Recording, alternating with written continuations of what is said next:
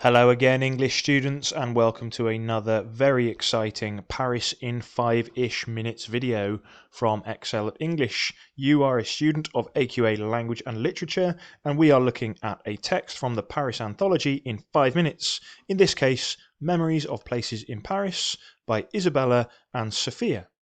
And we travel to the beautifully green and sunny Parc Monceau, where Isabelle, who was born and raised in Paris, and Sophia, who has visited more recently, they are giving extended spoken accounts of their memories to friends who are listening to them. And it's Isabelle who recalls her childhood experiences of the Parc Monceau, and these include her pony rides, climbing over the old ruins, and skiving off school in the park. She also describes the different sorts of people that you could see in the park.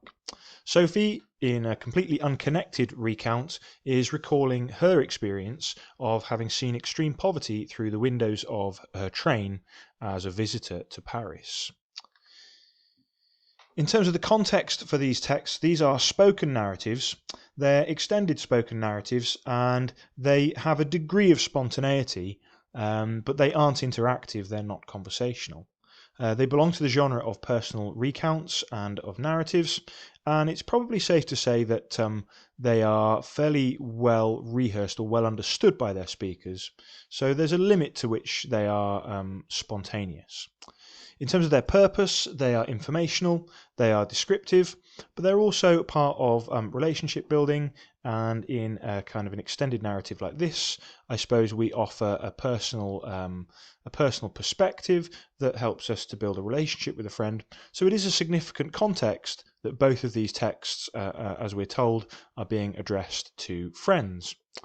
This is a non-formal and relaxed context, and both speakers are clearly quite comfortable with the addressee and with the level of formality, and it enables them both to give quite fluent accounts.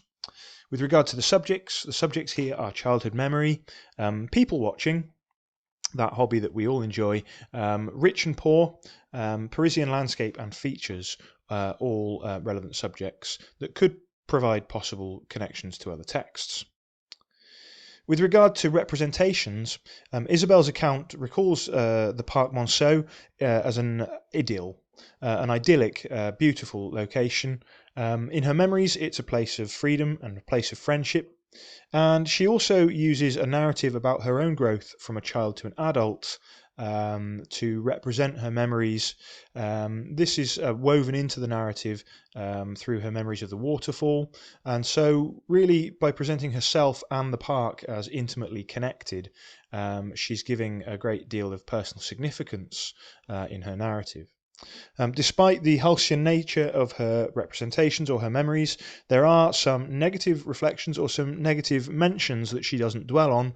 There's a creepy man who's in charge of the swings, and there are ponies that are cruelly treated, but these are only distant reflections, and really her memories are overwhelmingly positive.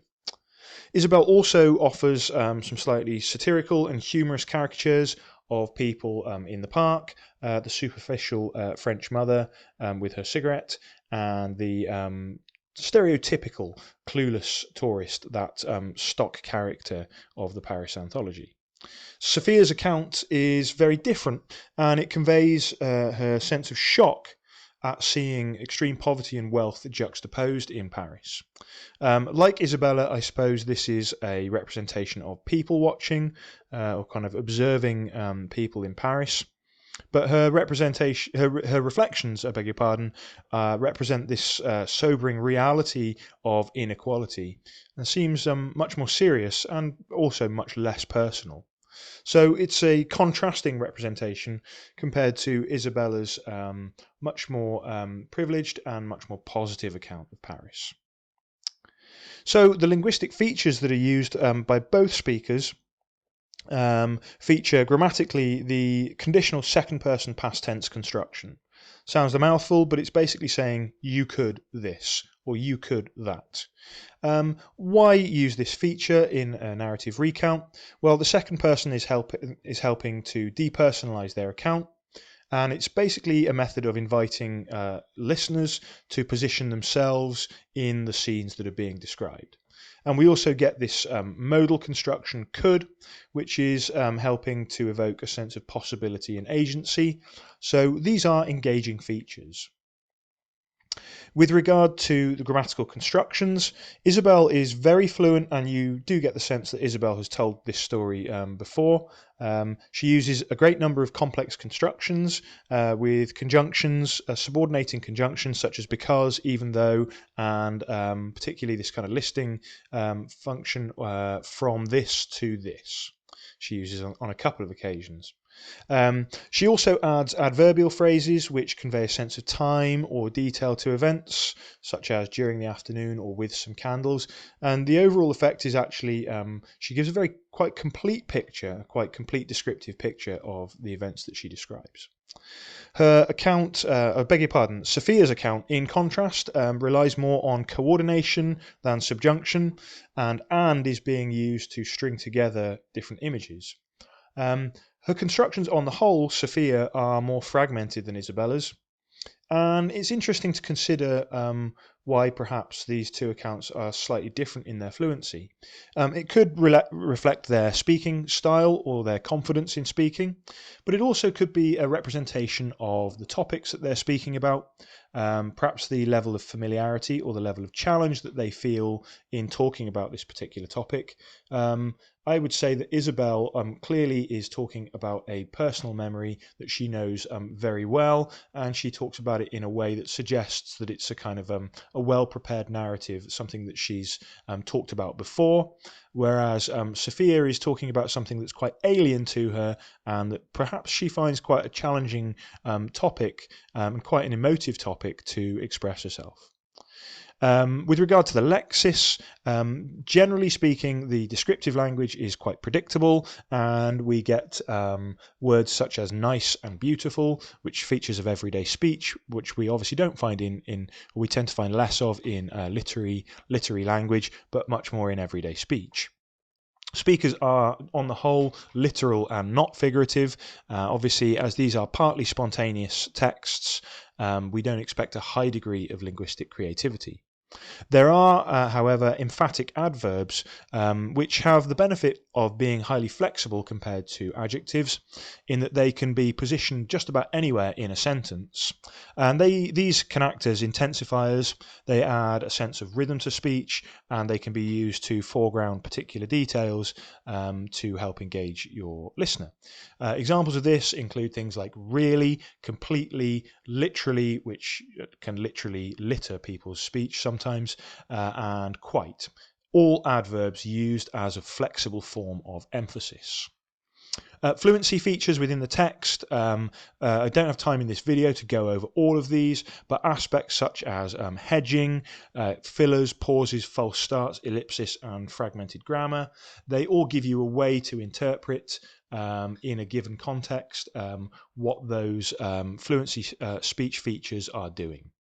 You could also, as a way, if you wanted to look a little deeper into this text, you could also use Labov's model of narrative to evaluate Isabelle's narrative recollections of the Parc Monceau.